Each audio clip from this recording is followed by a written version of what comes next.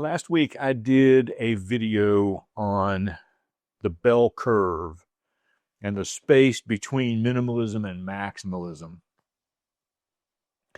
And today I want to talk a little bit more about this idea of intentionalism with the note to my viewers who specifically say, I could never be a minimalist. I am a maximalist. And I think that by the time I'm done, you might find that you're closer to me on the minimalism scale than maybe you previously thought.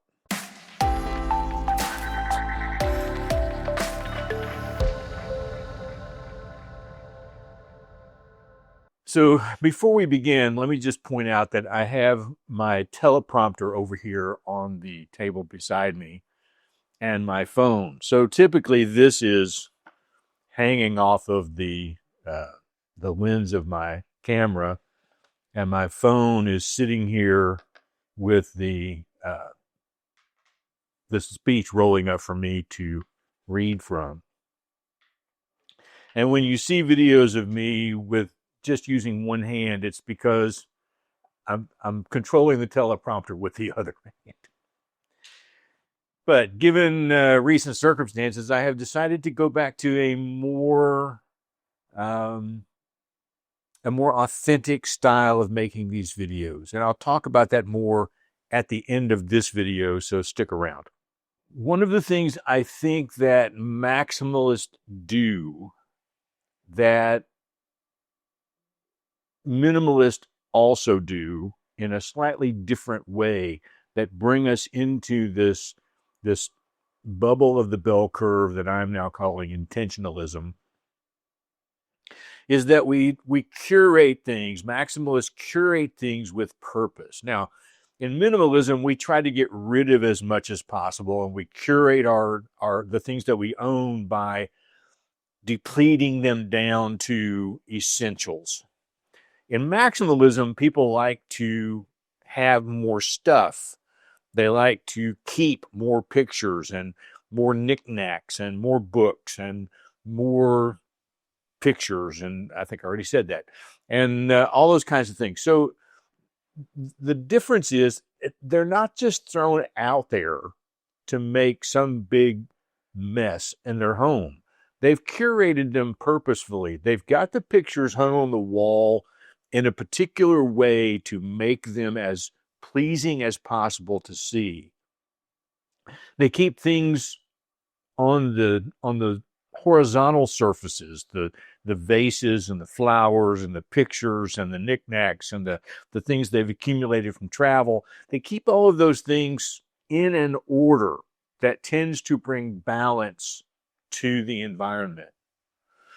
And so that in itself, the fact that you are curating the things that you own to make them make sense for your space is the exact same thing minimalists are doing. They are curating things to make their space inherently theirs. And so that's where we come into this bubble under the bell curve, where we're all sort of balancing back and forth between one another. You may not have as much things in your house, hopefully, as a hoarder might have, but you have a lot of things, and so you're on the maximalist side of the middle of the curve. Where me, I'm getting rid of more stuff, and every once in a while I get rid of a little more stuff, and then a little more stuff. But I'm not living with 33 items of clothing.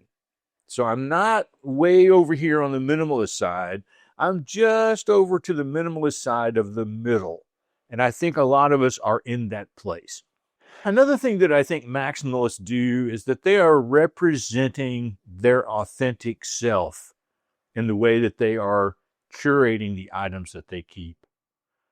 They like to feel cozy in their environment, like snuggled up in a nice warm blanket. And so the things that they place around them, they like to look at them.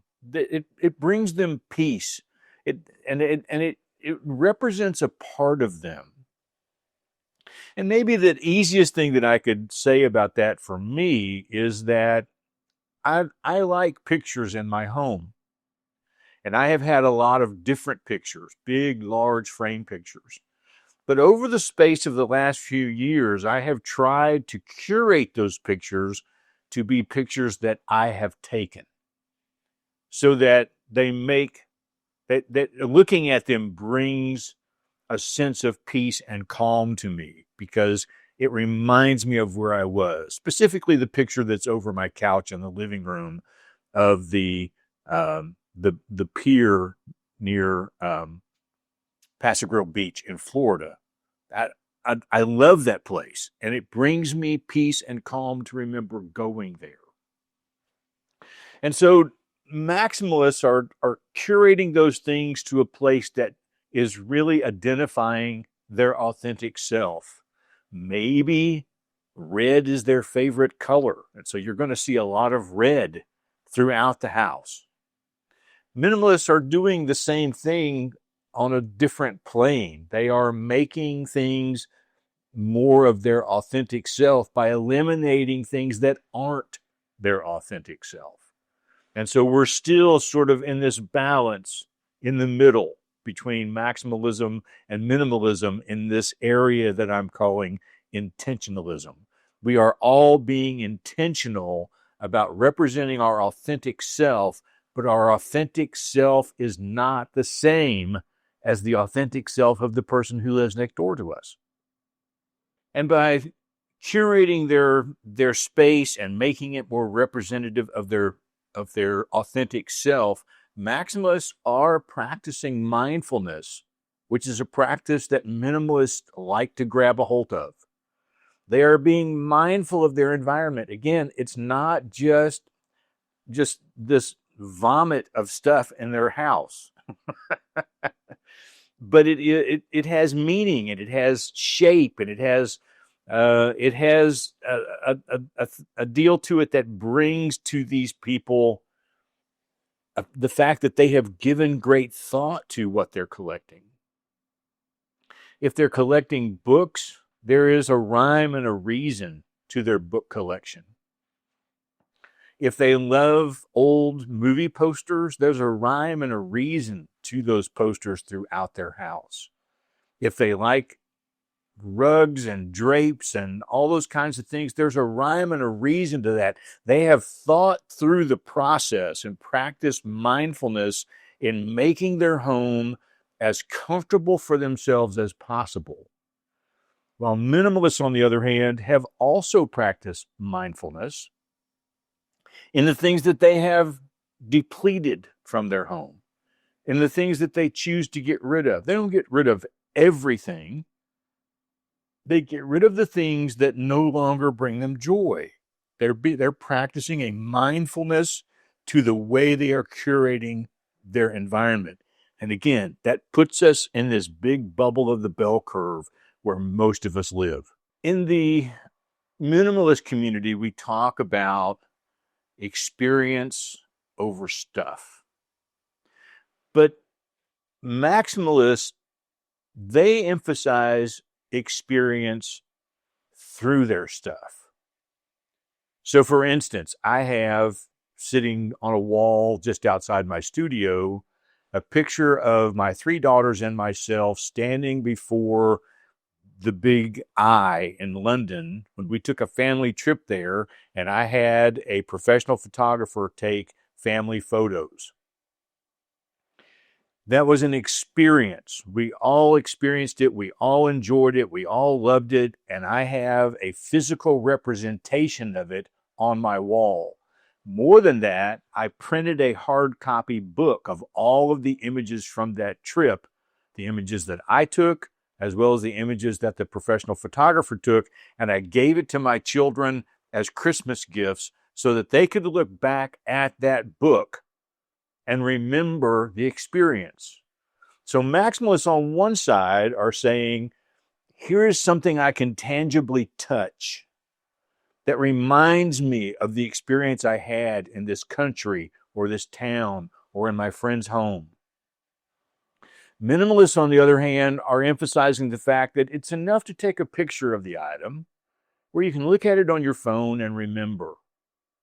We are all interested in the experience. We just want to remember the experience in different ways, which again puts us under this big umbrella of the bubble of the bell curve. We are not out here on the tail ends. One of the things that minimalists love to emphasize is creating a sustainable future. So they talk about taking care of the environment and, the ways that they are practicing to save the planet or whatever it is that their thing is. Maximalists do the same thing. They practice environmental knowledge, environmental mindfulness. They will purchase items secondhand rather than always having to purchase something new. They will purchase things that are recyclable rather than just throwing them away into a dump somewhere and destroying the earth, as it were. Where they are purchasing with that in mind, minimalists are choosing not to purchase with that in mind. But we're both after the same thing in this big bubble of the bell curve. On the one hand, minimalists are talking about creating personal meaning in their life by choosing specifically what to keep, what adds joy, what adds value. And they get rid of everything else. They keep those things that bring meaning to them. For maximalists, they're doing the same thing. They're just doing it in the opposite direction. They are keeping more things that bring meaning. Not everything is there just to fill an empty spot on a table, but it is to add a sense of meaning to their lives, again, by representing their true self, by demonstrating their ability to decorate in a way that is beautiful to look at. And so they add things to express that meaning, where minimalists are subtracting things to express that meaning. But again, we are closer to the middle than we are to the tail ends. And maximalists are cultivating creativity in what they do. They are using their home as sort of a palette to paint their lives in certain ways. And because they have more things doesn't mean that they have too many things. Minimalists, on the other hand, are also trying to paint with meaning, but they are removing objects out of the way to give more space for themselves to flourish. And there's nothing wrong with either one of these lifestyles. And I think that's why I have started to gravitate, and my channel now will start to gravitate much more toward intentional living rather than minimalism. I am, as I stated in my last video, I am leaning toward the minimalist side of things in my life. But I don't follow the rules of minimalism all the time. Let's take my mom, for instance. My mom sides on the more maximalist side of life. She likes the things that surround her. She feels comfortable in the fact that she has these items in her home that maybe I don't have an affinity for. But that brings her peace, that brings her joy, and I am not ever going to try to change her mind because that makes her happy. So you can also see that where you are might fall on one side or the other of the curve, but in reality, we're a lot closer to one another than maybe we would like to. Let me take that back. In reality, we're probably a lot closer to each other than YouTube would want us to believe. Maybe that's the way I want to put it. So I'm struggling through these things with you as I am trying to make sense of what is it exactly that I'm doing here? Because again, I tend toward minimalism, but I don't know that I'm a minimalist. I try to make intentional choices that make sense for me. And the intentional choices that I make for me might not be the intentional choice you need to make for you. The common ground is we're both making intentional choices. I'd love to know your thoughts as I'm sort of working through this with you. Leave me some comments if you would. I always learn something when people leave detailed comments about what's going on in their life and how they're grappling with these kinds of things as well. I would love to read things from you that could help me sort of gel my own situation here. And now we're going to talk about the teleprompter. This started as an act of, in fact, I hesitated using this for a long time. I bought it a few years ago, and I just didn't feel like I was comfortable enough to use it. And over the course of time, as my channel grew and I was still trying to do 2 videos a week, and then suddenly I was doing a video every day on the Life in Motion Diaries channel, and I was trying to make this channel more professional and more engaging to a wider viewing audience.